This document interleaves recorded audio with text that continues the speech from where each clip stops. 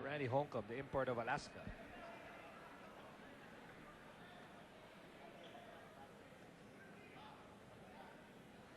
So there's a lull here in the action.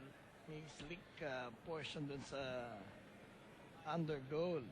Alaska entered the ball game with 2 wins and 5 losses. Ang Pure Foods naman di nalalayo with 2 wins and 4 losses. Most importantly, both teams have lost their last 3 assignments. Now here's Sunny Toss with a getaway, blocked from behind. De La Cruz picks up the loose ball.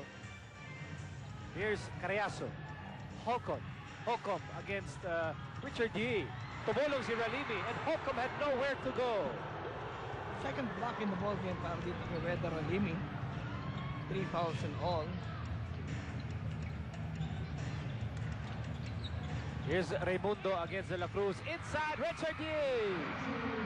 You know, itong dalawa na to, ang tindi nung amoy nilang dalawa. Yeah. They know exactly where each other or the other person is.